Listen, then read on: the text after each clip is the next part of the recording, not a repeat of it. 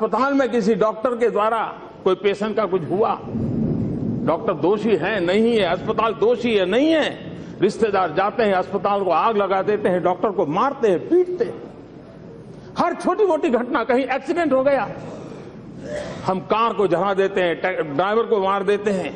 ये जो चला है, ये हम लॉ अबाइडिंग जो सिटीजन के नाते हमारा कर्तव्य होना चाहिए, हम मानने लगे हैं कि हमारे से ये छूट गया। हमारे वे ऑफ लाइफ में ऐसी चीजें घुस गई है जैसे हमें लगता ही नहीं है कि हम कानून तोड़ रहे हैं।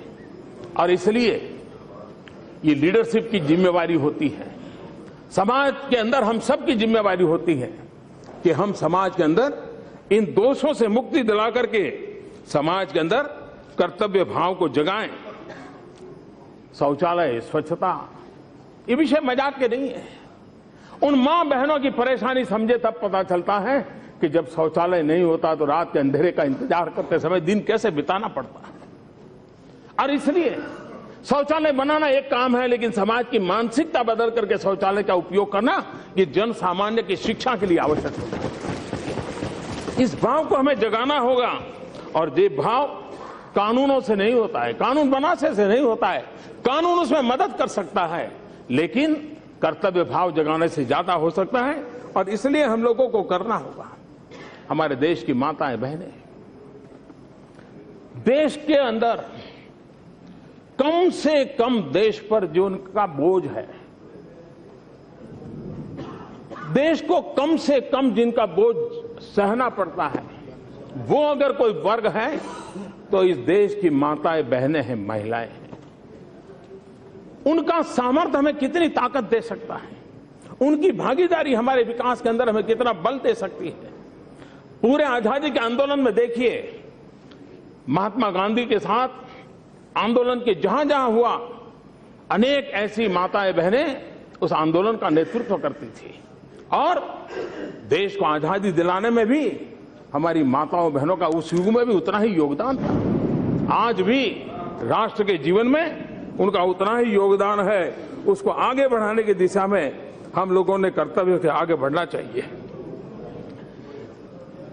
ये बात सही है कि 1857 से 1942 हमने देखा कि आजादी का आंदोलन अलग अलग पड़ाव से गुजरा, उतार चढ़ाव आए, अलग अलग मोड़ आए, नेतृत्व नए नए आते गए। कभी क्रांति का पक्ष ऊपर हो गया तो कभी अहिंसा का पक्ष ऊपर हो गया, कभी दोनों धाराओं के बीच में टकराव का भी माहौल रहा, कभी दोनों धाराएं एक दूसरे को पूरक भी हुई। लेकिन हमने देखा है कि लेकिन ये सारा 1857 से 1942 का कालखंड हम देखें, एक प्रकार से इंक्रीमेंटल था, धीरे धीरे बढ़ रहा था, धीरे धीरे फैल रहा था, धीरे धीरे लोग जुड़ रहे।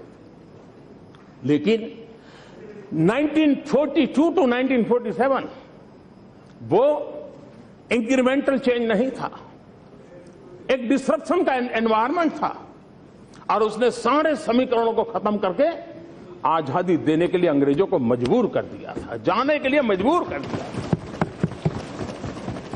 1857 से तो 1942 धीरे धीरे कुछ होता रहता था, चलता रहता था, लेकिन 42 से 47 वो स्थिति नहीं थी। हम भी देखें समाज जीवन में, हम पिछले 100-200 साल का इतिहास देखें तो विकास की यात्रा एक इंक्रीमेंटल रही थी। धीरे धीरे दुनिया आगे बढ़ रही थी, धीरे धीरे दुनिया अपने आप को बदल रही थी। लेकिन पिछले 30-40 साल में दुनिया में अचानक बदलाव आया, जीवन में अचानक बदलाव आया, और टेक्नोलॉजी ने बहुत बड़ा रोल प्ले किया। कोई कल्पना नहीं कर सकता जो ये 30-40 साल में दुनिया में जो बदलाव आया है, व्यक्ति के जीवन में, मानव जीवन में, सोच में जो बदलाव आया है, 30-40 साल पहले हमें नजर भी नहीं आता था। एक डिसरप्शन वाला एक पॉजिटिव चेंज हम अनुभव करते हैं। जिस प्रकार से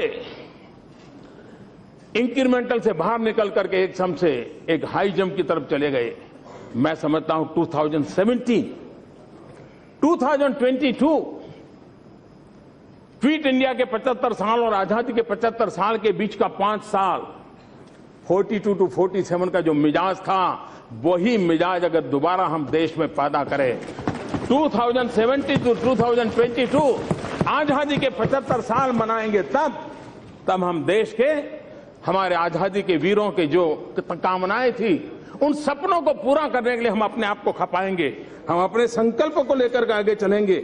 मुझे विश्वास है न सिर्फ हमारे देश की भला होगा, लेकिन जैसे 42 to 47 की सफलता के कारण दुनिया के अनेक देशों को लाभ मिला, आजादी की ललक पैदा हुई, ताकत मिली, भारत को भी आज दुनिया का कई देश, एक भाग ऐसा है जो भारत को उस रूप में देख रहा है। अगर हम 2070 to 2022, जो कि हम लोगों की जिम्मेवारी का कालखंड है, अगर हम विश्व के सामने भारत को उस ऊंचाई पर लेकर जाते हैं, तो विश्व का एक बहुत बड़ा समुदाय है जो किसी नेतृत्व की तलाश में, मदद की तलाश में है, किसी के प्रयोगों से सीखना चाहता है। भारत उस पूर्ति के लिए सामर्थ्यवान है। अगर उसको करने के लिए हम कोशिश करें, मैं समझता हूं देश की बहुत बड़ी सेवा होगी। और इसलिए एक सामूहिक इच्छा शक्ति जगाना, देश को संकल्पबद्ध करना, देश के लोगों को साथ जोड़ करके चलना, और इन 5 वर्ष के महत्व को हम अगर आगे बढ़ाएंगे तो मुझे विश्वास है कि हम कुछ मुद्दों पर सहमति बना करके बहुत बड़ा काम कर सकते हैं। हमने अभी देखा जीएसटी, और ये मैं बार बार कहता हूं, ये मेरा सिर्फ राजनीतिक स्टेटमेंट नहीं है, ये मेरा कन्विक्शन है। जीएसटी की सफलता ये किसी सरकार की सफलता नहीं है, जीएसटी की सफलता किसी दल की सफलता नहीं है, जीएसटी की सफलता इस सदन में बैठे हुए लोगों की इच्छा शक्ति का परिणाम है। चाहे यहां बैठे हो, चाहे वहां बैठे हो, यह सबको जाता है, राज्यों को जाता है, देश के सामान्य व्यापारी को जाता है, और उसी के कारण संभव हुआ है। जो देश के राजनीतिक नेतृत्व अपनी प्रतिबद्धता के कारण इतना बड़ा काम कर लेती है और दुनिया के लिए अजूबा है, जीएसटी विश्व के लिए बहुत बड़ा अजूबा है, उसके स्केल को देख करके हुए। अगर ये देश ये कर सकता है तो और भी सारे निर्णय ये देश मिलकर करके कर सकता है। और 125 करोड़ देशवासियों के प्रतिनिधि के रूप में 125 करोड़ देशवासियों को साथ लेकर के 2022 को संकल्प लेकर के अगर हम चलेंगे, मुझे विश्वास है कि जो परिणाम हमें लाना है और वो परिणाम हम लाके रहेंगे। महात्मा गांधी ने नारा दिया था, करो या मरो। उस समय का सूत्र था, करेंगे या मरेंगे। आज 2017 में 2022 को भारत कैसा हो, ये संकल्प लेकर के अगर चलना है तो हम लोगों को भी, हम सब मिलकर के देश से भ्रष्टाचार दूर करेंगे और करके रहेंगे। हम सभी मिलकर गरीबों को उनका अधिकार दिलाएंगे और दिलाकर रहेंगे। हम सभी मिलकर नौजवानों को स्वरोजगार के और अवसर देंगे और देकर रहेंगे। हम सभी मिलकर देश से कुपोषण की समस्या को खत्म करेंगे और करके रहेंगे। हम सभी मिलकर महिलाओं को आगे बढ़ने से रोकने वाली बेड़ियों को खत्म करेंगे और करके रहेंगे। हम सभी मिलकर देश से अशिक्षा खत्म करेंगे और करके रहेंगे। और कोई बहुत विषय हो सकते हैं, लेकिन अगर उस समय का मंत्र था करेंगे या मरेंगे, तो आजाद हिंदुस्तान में 75 साल वाला आजादी का पर्व मनाने की ओर आगे बढ़ रहे हैं। तब करेंगे और करके रहेंगे, इस संकल्प को लेकर के हम आगे बढ़ेंगे। ये संकल्प किसी दल का नहीं, ये संकल्प किसी सरकार का नहीं, ये संकल्प 125 करोड़ देशवासी, 125 करोड़ देशवासियों के जनप्रतिनिधि, इन सबका मिलकर के जब संकल्प बनेगा तो मुझे विश्वास है संकल्प से सिद्धि के ये 5 साल 2017 से 2022 आजादी के 75 साल, आजादी के दीवानों को सपना पूरा करने का सामर्थ्यवान समय, इसको हम प्रेरणा का कारण बनाए। आज अगस्त क्रांति दिवस पर उन महापुरुषों का स्मरण करते हुए, उनके त्याग, तपस्या, बलिदान का स्मरण करते हुए, उस पुण्य स्मरण से आशीर्वाद मांगते हुए हम सब मिल करके कुछ बातों पर सहमति बना करके देश का नेतृत्व दें, देश को समस्याओं से मुक्त करें, सपने, सामर्थ्य, शक्ति और लक्ष्य की पूर्ति के लिए आगे बढ़े। इसी एक अपेक्षा के साथ मैं फिर एक बार अध्यक्ष महोदय जी, मैं आपका आभार व्यक्त करता हूं और आजादी के दीवानों को नमन करता हूं। श्रीमती सोनिया गांधी।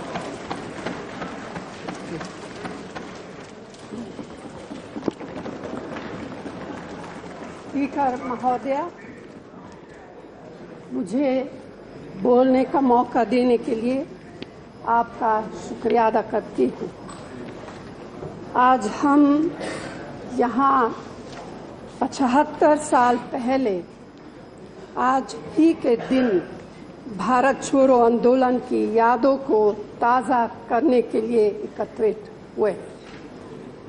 मुझे गर्व है कि मैं इस महान साधन में खड़ी होकर इंडियन नेशनल कांग्रेस के अनेक बहादुर महिला पुरुष कार्यकर्ताओं को श्रद्धांजलि दे रही हूं, जिन्होंने इस आंदोलन में भाग लिया और हमारी आज़ादी के लिए बेमिसाल कुर्बानियां दी। 8 अगस्त 1942 को मुंबई में महात्मा गांधी के आह्वान पर अखिल भारतीय कांग्रेस कमेटी ने जवाहरलाल नेहरू द्वारा प्रस्तावित और सरदार पटेल द्वारा समर्थक संकल्प को स्वीकार किया, जिसमें अंग्रेजी हुकूमत से देश छोड़ने को कहा गया था। भारत छोड़ो, क्विट इंडिया। इस संकल्प के पारित होने के बाद महात्मा गांधी ने अपने भाषण के अंत में जो कहा, मैं उसे दोहरा रही हूँ। उनके शब्दों में, मैंने कांग्रेस को प्रतिज्ञा दिलाई है कि कांग्रेस करे या मरे। इन शब्दों ने पूरे देश को उत्तेजित कर दिया। अंग्रेजी सरकार ने वर्किंग कमेटी के सभी सदस्यों और अनगिनत कांग्रेस कार्यकर्ताओं को तुरंत गिरफ्तार कर दिया।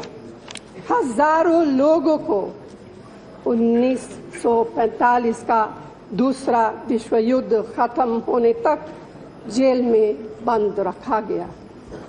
जवाहरलाल नेहरू ने जेल में अपना सबसे लंबा समय बिताया और कुछ कांग्रेस कार्यकर्ता बीमारी के वजह से जेल से जिंदा भी बाहर नहीं आ सके। इस आंदोलन को जारी रखने के लिए देश भर में अनगिनत महिला और पुरुष को अंडरग्राउंड होना पड़ा। अंग्रेजी हुकूमत ने क्रूरतापूर्वक दमन किया, कार्यकर्ताओं पर गोलियां बरसाई। हर हफ्ते दर्जनों लोग मारे गए। उनके आदेशों को नहीं मानने वालों पर कोरे बरसाए गए। राष्ट्रवादी अखबारों पर पाबंदी लगाई गई और उन्हें बंद भी कराया गया। सत्याग्रहियों को डराने और धमकाने की कोशिश में पुलिस द्वारा महिलाओं का उत्पीड़न किया गया। कैदियों की बर्बरतापूर्वक पिटाई की गई या उन्हें बर्फ की सिल्लियों पर नंगा करके तब तक लौटने को मजबूर किया गया जब तक कि वे बेहोश नहीं हो गए। यही नहीं, प्रदर्शनकारी नागरिकों पर हवाई फायरिंग भी की गई। उसके बावजूद प्रदर्शनकारी निडर रहे और वे झुके नहीं। भारत छोड़ो आंदोलन हमारी आज़ादी की लड़ाई में क्रांतिकारी परिवर्तन की मिसाल बन गया, लेकिन